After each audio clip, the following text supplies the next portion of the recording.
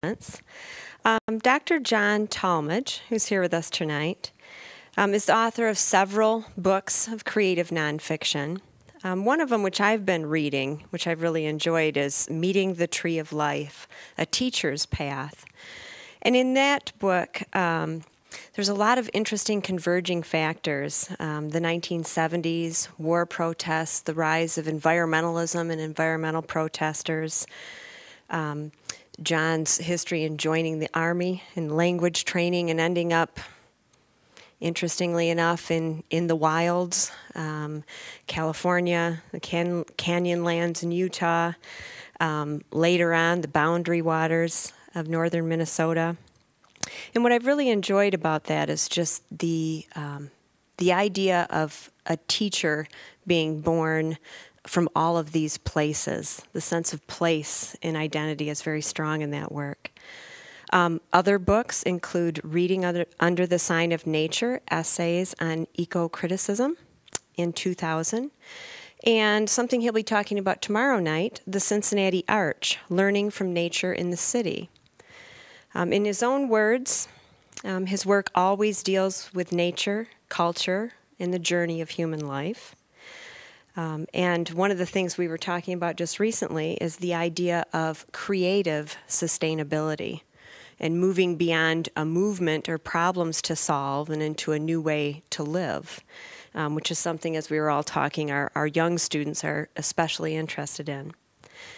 Some teaching history. His PhD, by the way, came from Yale in comparative literature. About the same time, he's bouncing back and forth between the worlds of war protests and the mountains.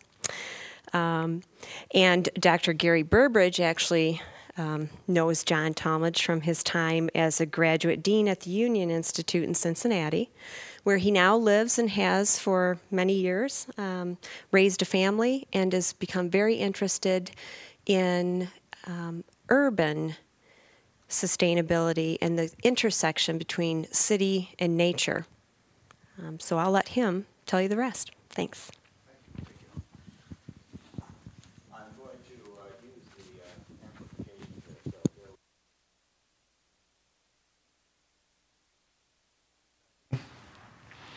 Okay. Well, good evening. Can you all hear me? Is it coming through? Okay. My talk is called Creative Sustainability in Grand Rapids, Michigan.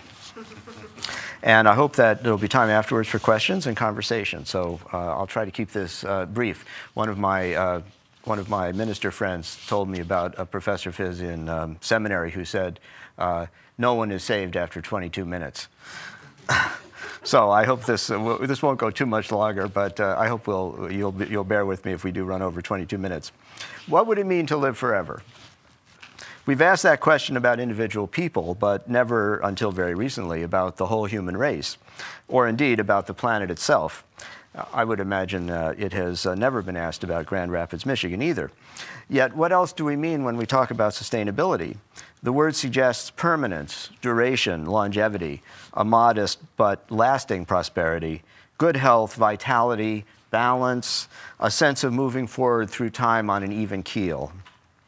All these add up to a good positive vibe in a time of economic confusion, cultural angst, and local collapse. No wonder sustainability has become the mot du jour for pundits, politicians, and presidents. As an environmentalist, I'm delighted that green is in, that the market, so to speak, for my stuff is going up. As a humanist, I'm thrilled by the renewed focus on values, imagery, and discourse, all the ways we think, talk, and write about nature.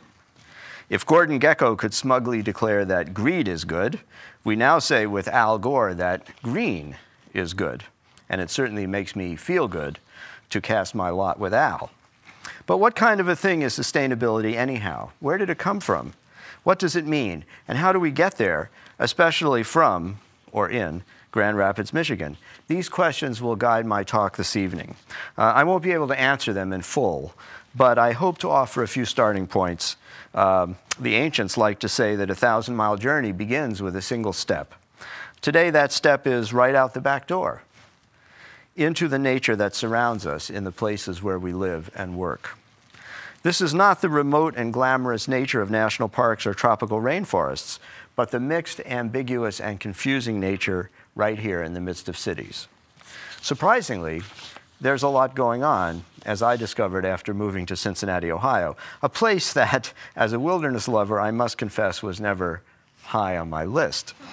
There is a lot going on, and it has a lot to teach us about values, ideas, and beliefs that we unthinkingly hold about how to relate to the natural world. If sustainability is our goal, if we really want to have honorable, dignified, and healthy relations with the rest of life, then we can't ignore the places where we live and work. The roots of today's sustainability movement reach back into the 19th century, when people began thinking about what we now call the environment. In the heyday of nation building and industrial capitalism, herds of buffalo were slaughtered, market hunters bagged millions of passenger pigeons and prairie chickens, hemlock barkers stripped the Catskills to feed tanneries, and immense pine forests from Maine to Minnesota were logged and milled for everything from houses and clipper ships to matchsticks and toothpicks. Exploiting America's natural resources brought in pots of money, but tended to ruin the land. It was not sustainable. In Vermont, George Perkins Marsh noted the same destructive practices he had observed while serving as a diplomat in the Eastern Mediterranean, where the Greeks and Turks had deforested their mountains to fuel the ambitions of ancient empires. Marsh wrote Man and Nature to warn that the same thing could happen here. In California, John Muir observed how indiscriminate logging and grazing could destroy ancient forests and dry up watersheds in the Sierra Nevada. In the forests of New York State, Gifford Pinchot began to apply intensive management practices he had learned in Germany in order to achieve a sustainable yield of timber. Presidents like Benjamin Harrison and Theodore Roosevelt pushed for the creation of national forests to protect these dwindling resources. Conservation became the catchword for this first phase of the environmental movement. In the early years of the 20th century, people began thinking about the moral and spiritual value of nature as well as its economic benefits. The writing of John Burroughs and Liberty Hyde Bailey sparked a wide-ranging nature study movement. John Muir organized the Sierra Club to get people out of the city and into the mountains for health and rejuvenation. Adventurers like Robert Marshall and Sigurd Olson extolled the moral and spiritual benefits of wilderness travel as a way to connect us to our pioneer past.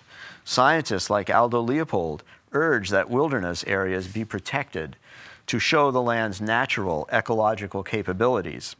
Artists like Ansel Adams and activists like David Brower gave us charismatic images of the American landscape.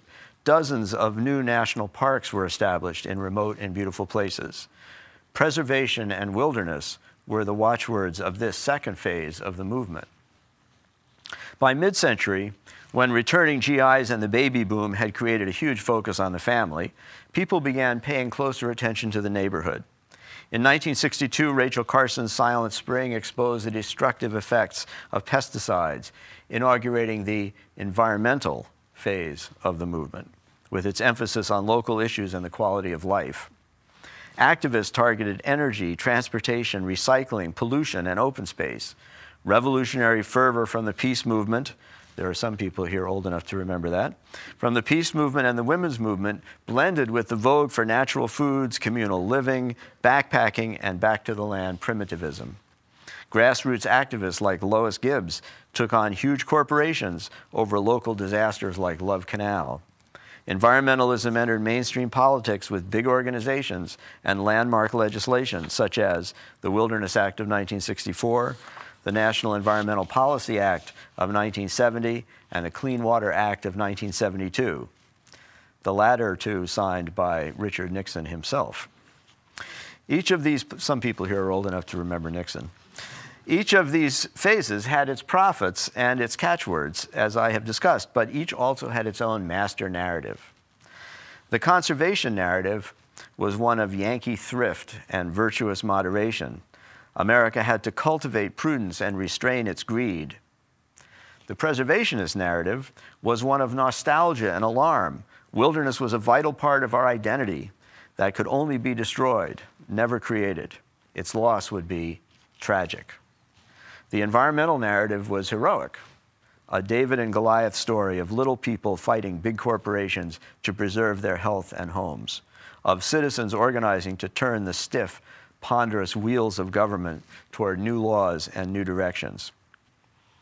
Now, as the 21st century dawns, we enter a fourth phase of the movement, whose catchword is sustainability. Its story has yet to be written, but we can already discern some of its salient features. It will be global in scope, not just an American story.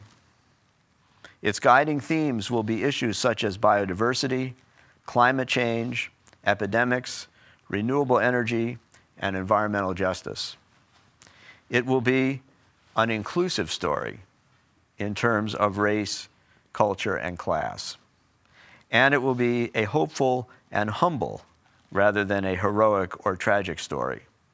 It will be about ordinary people doing the right things to stay alive in their home places. And it will be a story that goes on forever. The story will begin, of course, with nature, with the ecological planetary systems that sustain life in the biosphere. Living organisms make or get everything they need using sunlight, water, minerals, and the productions of other life forms. One organism's waste or surplus is another's food. A given watershed or landscape can support a certain abundance and variety of creatures depending on its resources of climate, soil, and ecology. A sustainable ecosystem is one in which the demands of resident organisms do not exceed this overall carrying capacity, where nutrients, energy, and information are cycled and recycled from organism to organism within the system, and the rate of depletion is matched or exceeded by the rate of replenishment. A sustainable forest is one where harvested trees are replaced by new growth. A sustainable farm is one where the soil is maintained and improved even as crops are harvested. In the method of nature, everything is transformed and nothing is wasted. A sustainable human society will, to a great degree, imitate the method of nature. Now, the geographer Jared Diamond has made a careful study of why human societies fail or succeed. His most recent book, Collapse, written in 2005, or published in 2005, describes a number of cases from ancient to modern times where powerful and prosperous societies failed to sustain themselves. The reasons are complex, but they generally involve environmental degradation, as confirmed by evidence from paleontology, archaeology, and history. Diamond's examples of failed societies include the Anasazi and Cahokia societies of North America, the Maya of Mesoamerica, the Norse farmers of Greenland, Minoan Crete, the cities of the Indus Valley, and Easter Island. Such collapses, he writes, tend to follow a similar pattern. At the height of prosperity, population growth forces people to begin using intensive methods of agriculture on marginal land, which soon suffers degradation and abandonment. Food shortages or famines follow, leading to wars or revolutions. Governing elites are discredited and stripped of their power. Society loses much of its cultural, technological, and economic strength. In many of these cases, Diamond explains, societies declined rapidly after reaching peak numbers and power, and those rapid declines must have come as a surprise and shock to their citizens.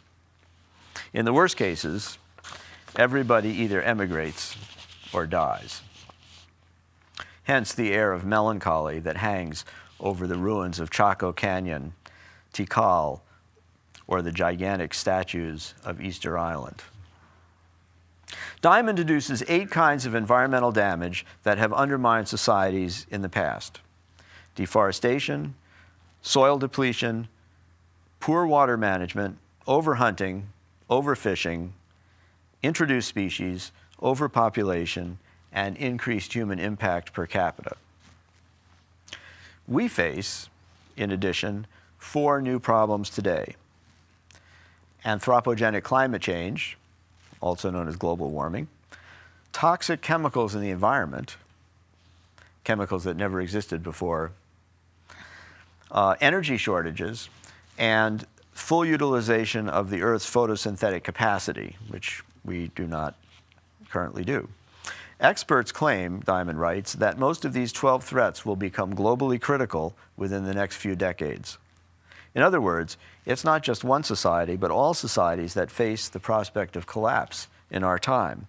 All the more reason, he argues, to probe these past cases for valuable life-saving lessons. Fortunately, history does offer examples of success as well as failure.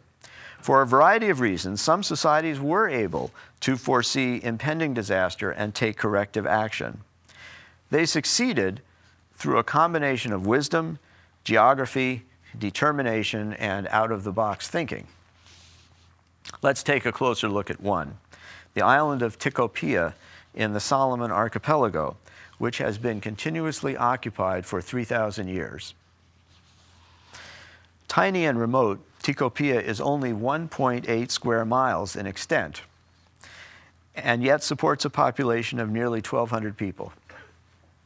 Trade with its nearest neighbors, other islands 85 and 140 miles away, is hazardous and pretty much limited to stone for making tools and young people for making marriages.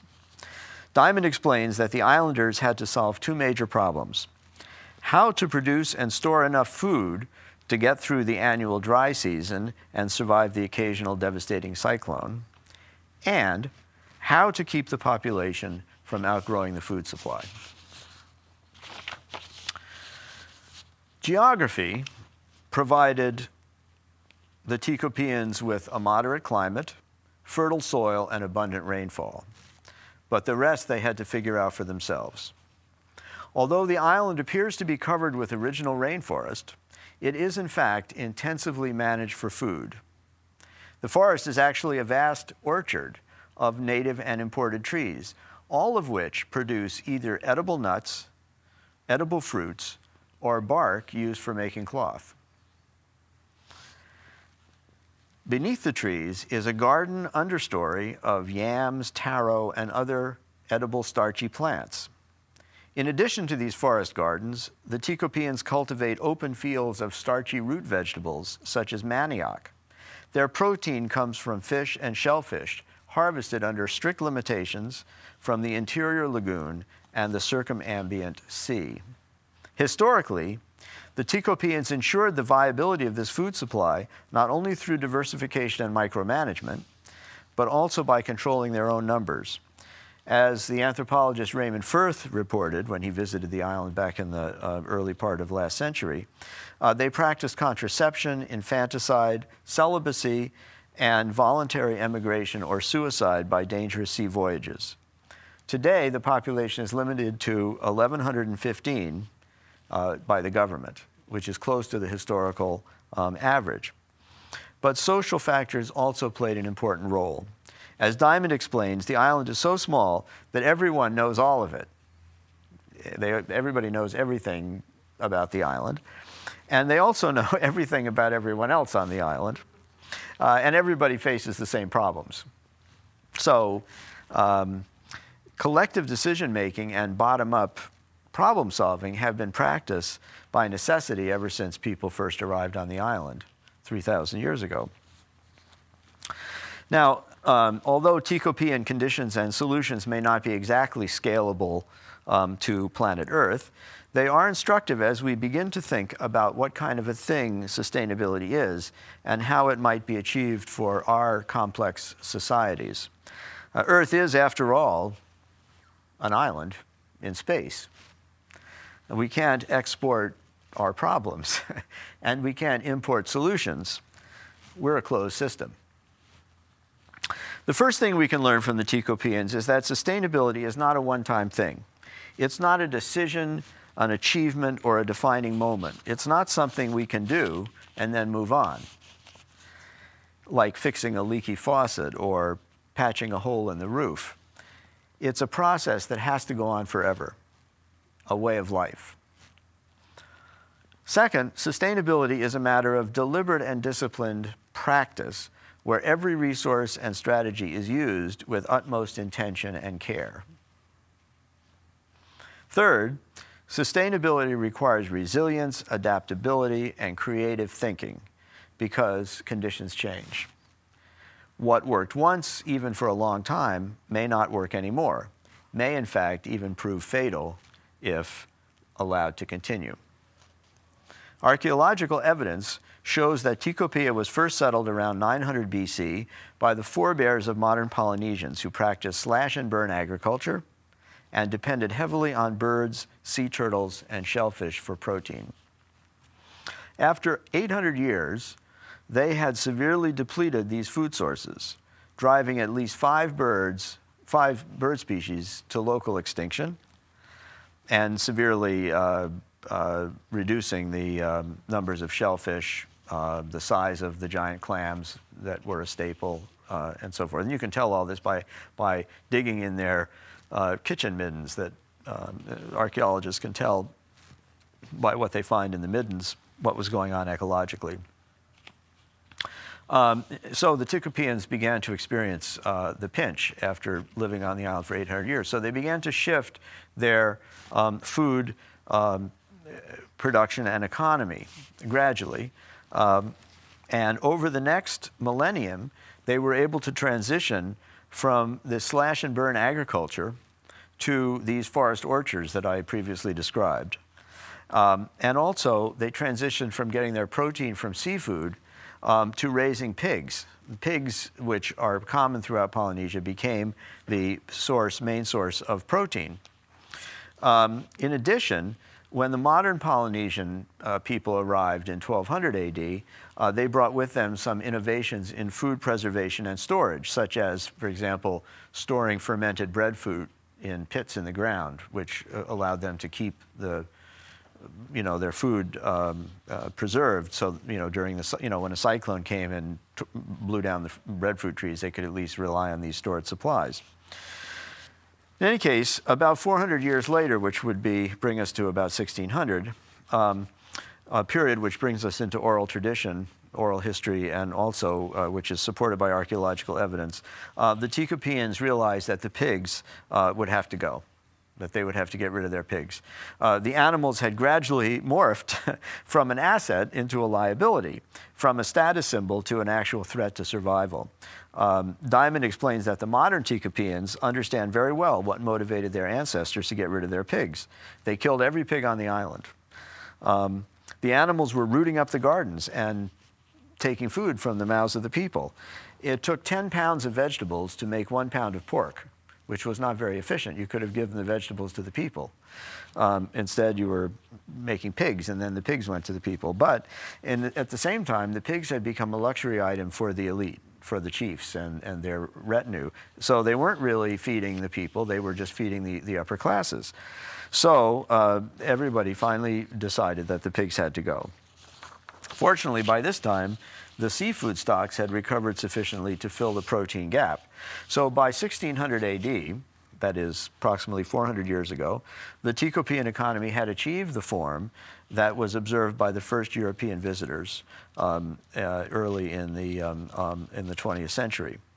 This was the latest chapter in a 3,000-year history of success. Now, 3 other features of sustainability emerge from this quick review of Tikopia. First, sustainability must always be practiced in a particular place by particular people living within a particular culture. It is always both local and communal. You can't be sustainable all by yourself, although your individual choices and behaviors do affect the overall process. Your participation is a necessary but not a sufficient condition for sustainability.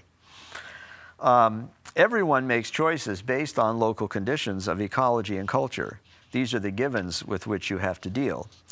And this leads us to the second insight, which is sustainability requires close attention to and intense engagement with both the natural and the cultural realm. The Tikopians had to learn everything they possibly could about the ecology of their little island, which meant knowing the lifeways and useful properties of every plant and animal. Prolonged and careful study were required to develop their forest orchards, to know what species they could use, how they would grow together, and how they could be cultivated for optimum yield. They had to find out how things would work together. Moreover, they had to pass on their knowledge to succeeding generations and adapt their culture to changing circumstances. They had to cling to traditional values and practices, but also be ready to modify them at need. Think, one man's pig is another man's Hummer. Okay? The third and most important lesson is that sustainability is its own reward. It's not something you do to get somewhere else. It's an ongoing process that constitutes a result. We might say, as we do of the spiritual life, that the journey is home. We are all of us, recovering wasters, spoilers, exploiters. From this viewpoint, sustainability work begins to look like a 12-step program for alcoholics who never achieve sobriety but are always recovering. The Tecapeans can't afford to fall off the wagon. Where would they land? No more can we on planet Earth. There's no place else to go. We can survive only by surviving. Now, you may say all this sounds very neat and inspiring, but we are talking about a small Pacific island, not a global society. Humanity is a whole other kind of animal. It's huge, swarming, complex, riven by cultural and economic conflicts, beset by a confusion of tongues, hungry, always, violent, haunted by history, and driven by a revolution of rising expectations, particularly in places like China and India. What can we possibly do as individuals or in our small communities to help make the huge cultural and ecological shifts that sustainability requires? I admit we face immense challenges that we do not yet really know how to meet. But I have faith in humanity's resilience and spirit of creativity. William Blake said, "What is now proved was once only imagined." Although he spoke as a poet, not as an evolutionary biologist, it's quite evident that imagination is one of our species' greatest survival adaptations, enabling us to manipulate reality at a distance by means of symbols, and thereby heading off problems before they occur.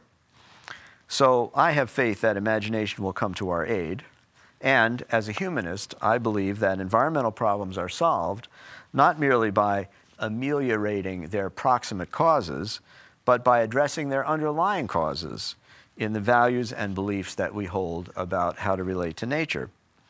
Wendell Berry has famously described the environmental crisis as a crisis of both culture and character. The humanities can teach us how to address it with critical thinking and active imagination. So, as a humanist, when I try to imagine the path toward a sustainable world, I encounter a number of challenges looming right from the start. Right now, the dominant system under which we live is industrial capitalism, which has generated unparalleled prosperity for millions upon millions of people all over the world, more so than at any time in history. And yet, capitalism and sustainability seem incompatible. Capitalism requires that everything be turned into a commodity so that it can be exchanged. Exchange itself, as Marx realized, gives money its efficacy and fuels the markets, without which capitalism has no power or energy and can produce no results. Capitalism always wants to grow the economy because that produces wealth. But sustainability wants to maintain a steady state, recycling materials and wealth in closed loops. Sustainability requires living devotedly in place. But capitalism, as Henri Lefebvre has observed, wants to convert place into space so that it can be broken up and sold off. All you have to do is fly across Michigan in a plane and look at the grid, and you can see the capitalist, effects. Capitalism cares nothing for the history and stories that make places real. It wants to get rid of them in order to feed the market. Growth, for growth's sake, however, soon becomes unsustainable, like cancer. Unchecked prosperity in one sector can threaten the health of the entire system. So we will have to find some sort of compromise between capitalist energy and growth and the reflexive moderation of sustainability. Good luck, President Obama. Another problem, in America at least, is our addiction to flashy goods, cheap energy, and relentless consumption.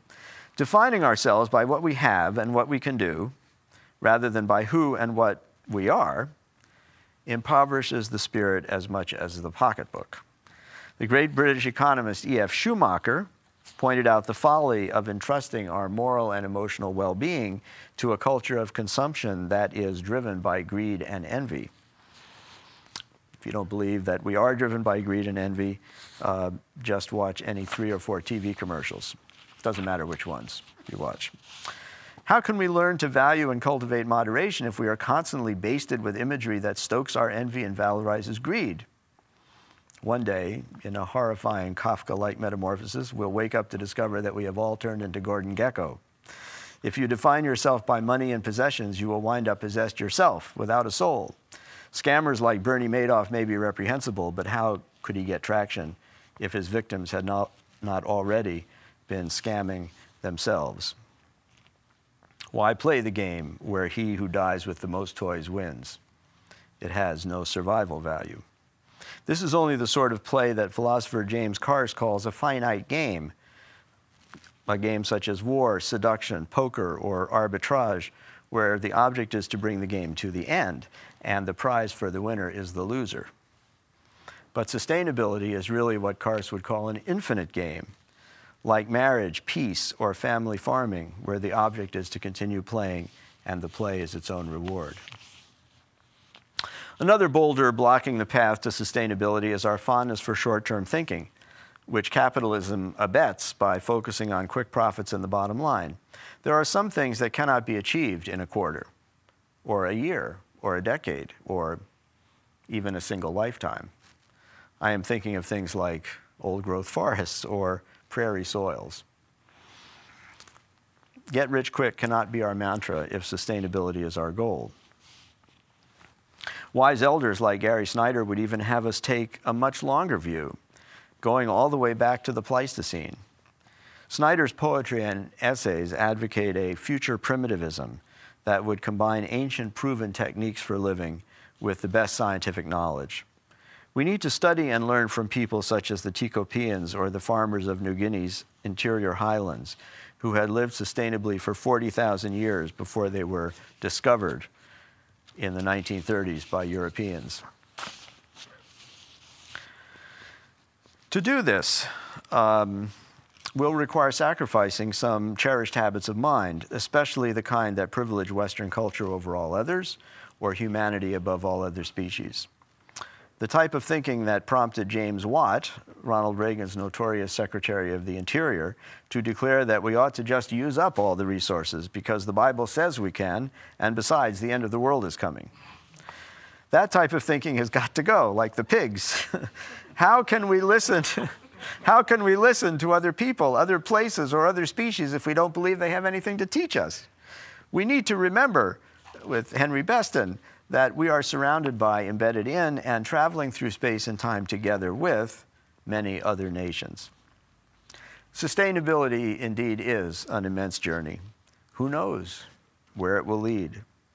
But we have to start with a single step, and I would like to suggest that that step be a turn toward nature in our family life, child rearing, education, and work.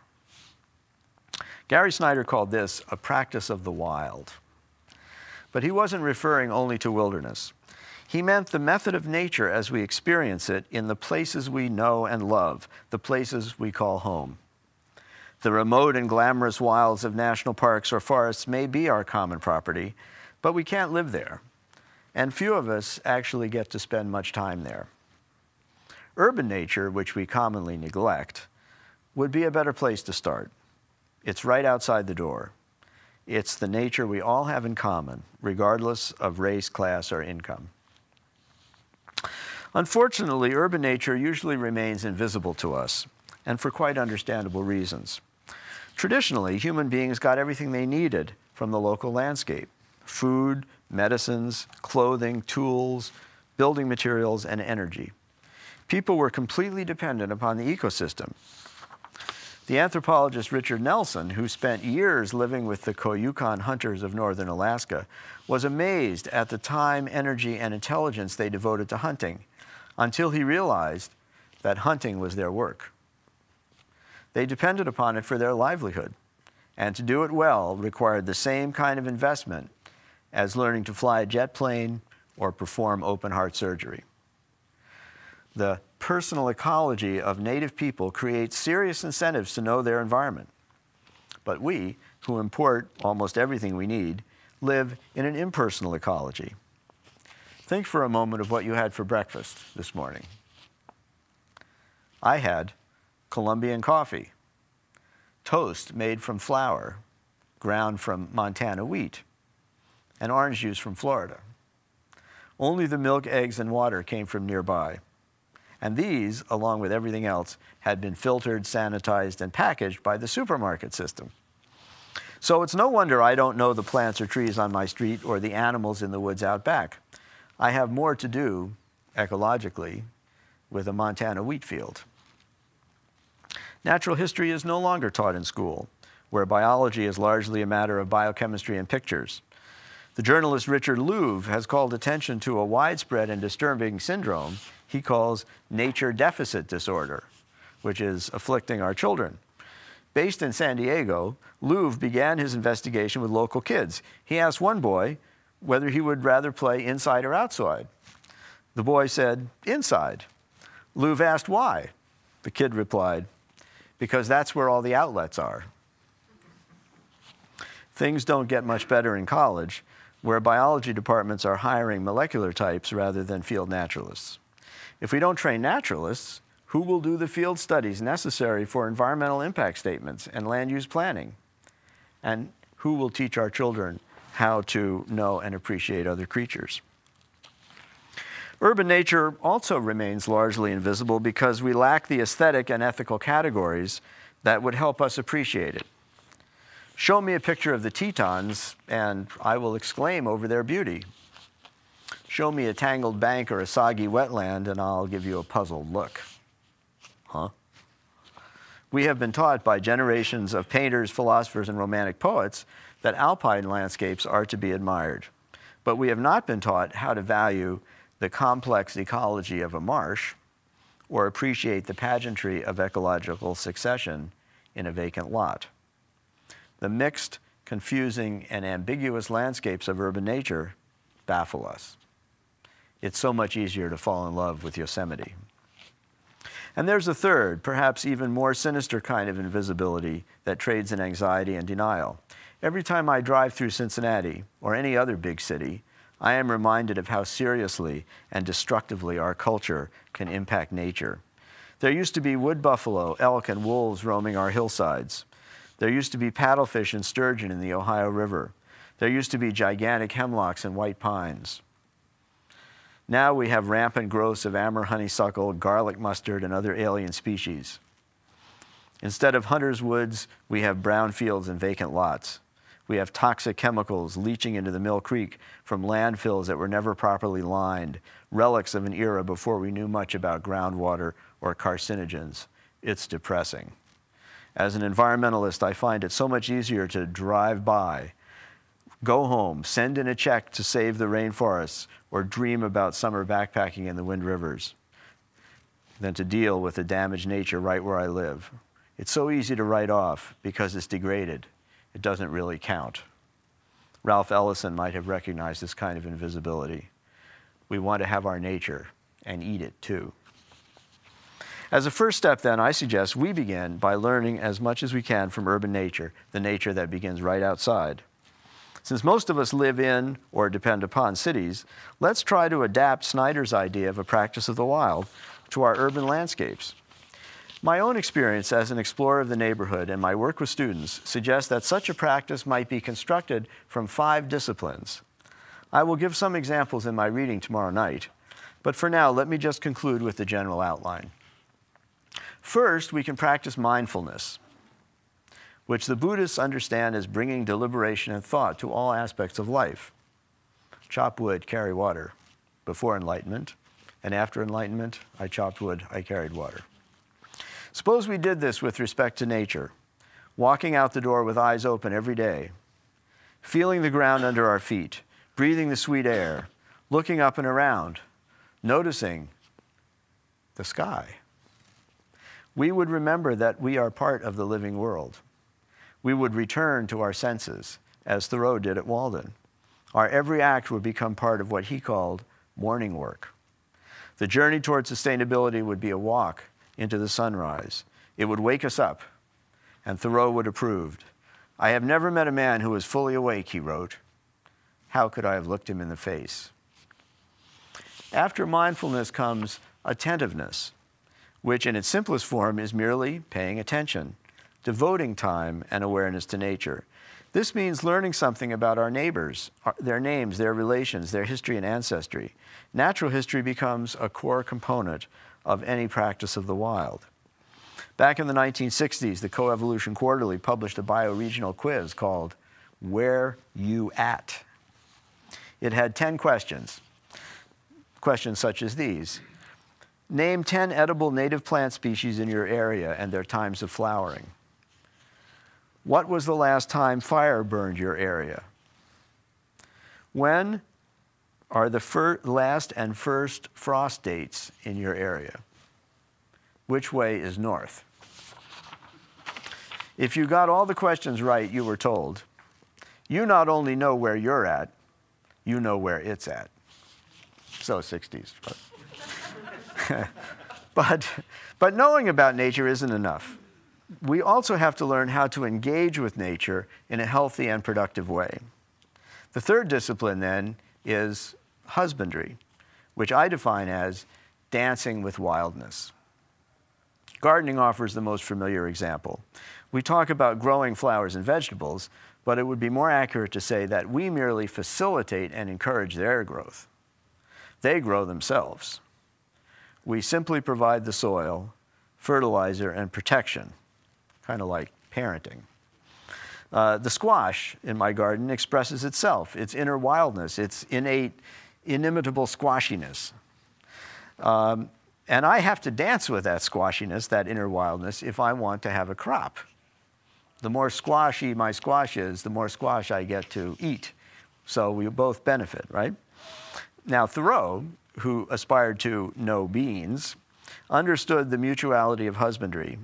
Therefore, he was able to harvest not only one season's food, but also, as he put it, an instant and immeasurable crop. It is important to remember that food does not come from the supermarket or heat from the furnace. Even practicing husbandry in a limited, modest way like planting a garden can help us begin to counteract the effects of the impersonal ecology in which we're enmeshed and the relentless commodifying drives of capitalism.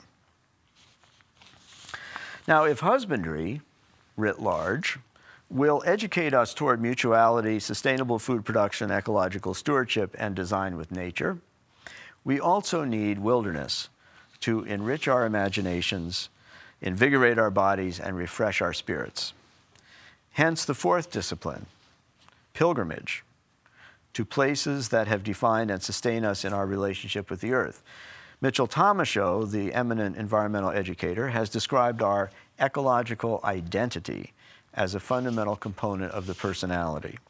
Everyone has a sense of their own relation to nature, formed through intense experiences of contact in late childhood and early adulthood. Over the years, I've talked with a great many nature writers, always asking them how they got into this work, and they all talk about some special place. Interestingly, these places were not grand and remote, like mountains or desert wilds. They were modest, near-at-hand places, a vacant lot at the end of the street, a rotting log in the woods behind a town park, a scummy drainage canal where butterflies flitted over the tangled banks. Later in life, these people would write about adventures in remote and glamorous wilds, but their identities were rooted in common, ordinary nature. Their lives weave back and forth between the wild and the human world. Pilgrimage, as a life practice akin to migration, reconnects us to our ecological identity and strengthens us for the tough choices and hard work that we will encounter on the journey towards sustainability. My final discipline I call witness, the practice of storytelling that is the soul of teaching. Sustainability requires that we educate oncoming generations, for lost wisdom cannot work in the world. Survival requires active wisdom, the fruit of lived experience and deliberate imagination from generation to generation. In all cultures, the stories belong to the elders. Storytelling and teaching are elder work. Stories make a bridge from the past to the future. They kindle hope and keep imagination lit. For thousands of years, stories served, and still do serve, as the primary technology for constructing, preserving, and transmitting knowledge. As a culture, we need to develop strong, active stories to guide us on the path towards sustainability. As Barry Lopez reminds us, sometimes a person needs a story more than food to stay alive. Thank you.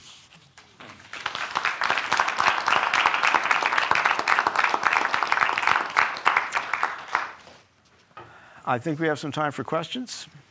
Anybody's interested? Yes. I was interested in what you were saying about the relationship between capitalism and sustainability, and that they seem incompatible.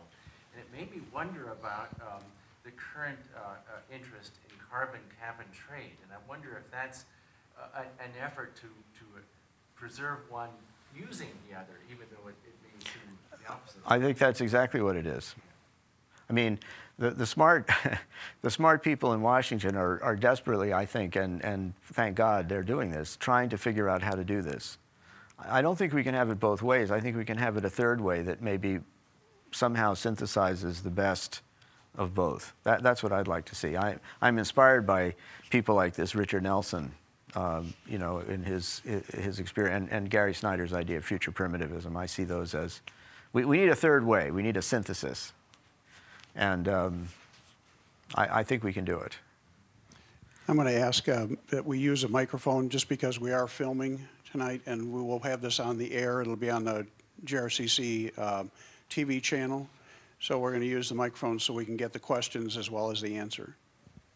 Thank you. John, I wonder if you saw Thomas Friedman's article in the New York Times on Sunday in the op-ed editorial. I'm a big fan of Friedman. We talked about Costa Rica and their sustainability, which, as I read it, is a pure capitalist system that assigns values to all of the things that are sustainable. Can you talk about that a little Sure. bit? Costa Rica is a great example.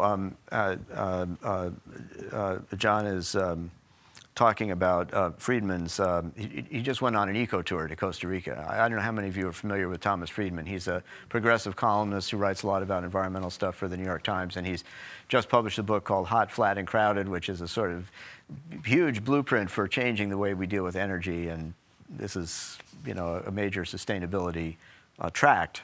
And he writes, his most recent column is about an eco tour that he took with his family to Costa Rica. And he's very impressed with the fact that Costa Rica has a large percentage of their land. I forget the exact amount. It's 25 or 35% of the land in Costa Rica is set aside in preserves.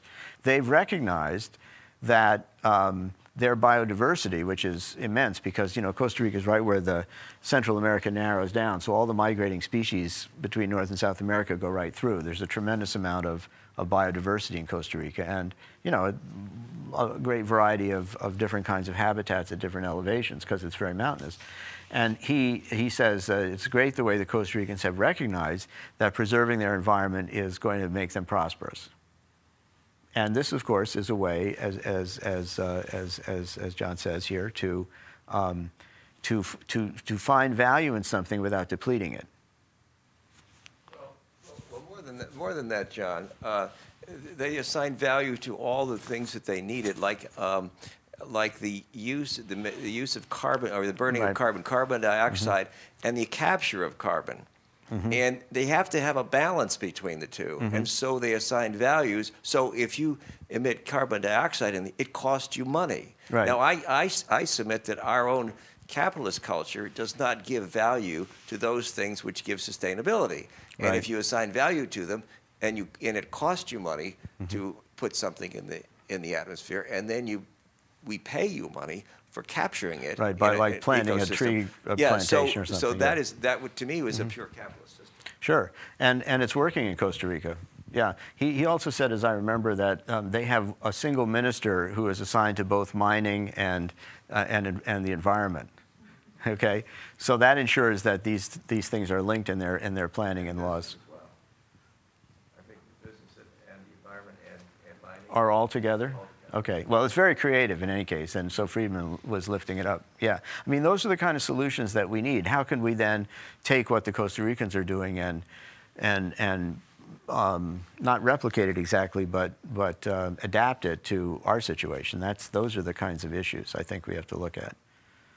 I'm as a humanist coming to you and talking about values and these big ideas and all of this, but when you get down to practical implementation, there have to be local strategies that are guided by those values, and that's the kind of thing that Friedman is describing in that article.